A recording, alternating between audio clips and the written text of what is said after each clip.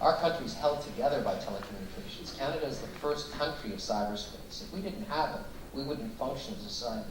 Now, I've heard arguments saying, well, explain cybersecurity to a voter in Corner Brook or to Lethbridge, Alberta. See if that actually means something to them in terms of jobs or in terms of healthcare. I'd argue, yeah, it should.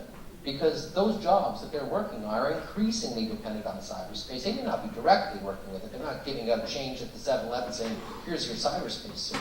But that job, if it's lost and it's gone because of something happening to a Nortel or a BlackBerry or any other industrial concern, should be of concern to us. You know, we have an integrated air traffic control system. We have regulation, government coordination, industry coordination in other sectors. Energy, for example. Why don't we have it in cyberspace? Why don't we have it in cyber issues? That's, I think, a gap in leadership that is very, very severe in this country and has to be addressed before it becomes too late. Last question. I wanted to ask about that woeful neglect of cybersecurity, and I'm just wondering what the impact. We have a very influential China lobby in Canada, and they tend to be a little suppressive about discussions about human rights and Canada's relationship with China.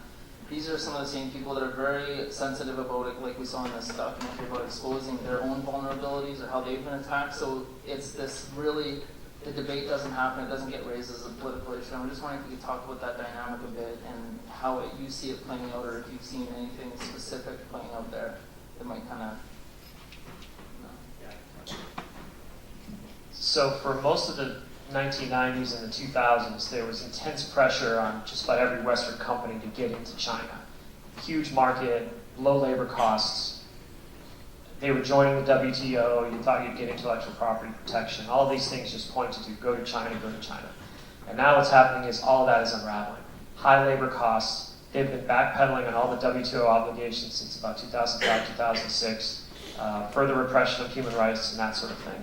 Cyber is just one element in that mix. But as a result of that, a lot of Western companies are rethinking their strategy or else moving someplace else just because it's becoming too expensive to do business. And expats don't want to work there because the smog is so bad. So I think you are starting to get a little bit of a change where business leaders are willing to consider cyber as an element of their calculus when they're making a business decision. It wouldn't be enough by itself. When you add in all those other factors, I think that sort of erodes that lobby to a certain extent. Anybody else?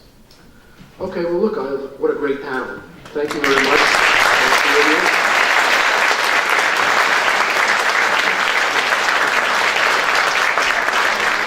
So please join us outside for some refreshments, and you can talk to the panelists privately. Thank you very much.